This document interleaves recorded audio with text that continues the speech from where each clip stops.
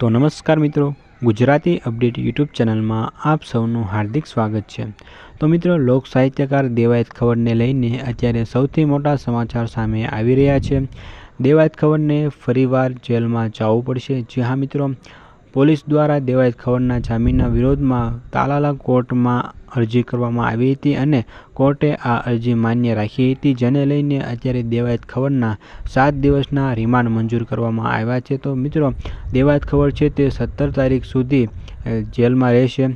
તાલાલા કોર્ટે અત્યારે રિમાન્ડ મંજૂર કર્યા છે। તો મિત્રો, વધુમાં તમને જણાવી દઈએ કે સનાથલના ધ્રુવરાજસિંહ નામના વ્યક્તિની કારમાં તોડફોડ અને વ્યક્તિને જાનથી મારી નાખવાની કોશિશના મામલામાં દેવાયત ખવડ ઉપર આરોપ લગાવવામાં આવ્યા છે। તો મિત્રો, જેને લઈને દેવાયત ખવડ અત્યારે જામીન ઉપર છૂટીને આવ્યા હતા, પરંતુ અત્યારે તાલાલા કોર્ટ દ્વારા દેવાયત ખવડના 7 દિવસના રિમાન્ડ મંજૂર કરવામાં આવ્યા છે। પોલીસ દ્વારા દેવાયત ખવડના જામીનના વિરોધમાં અરજી કરવામાં આવી હતી અને કોર્ટ દ્વારા આ અરજી માન્ય રાખવામાં આવી હતી।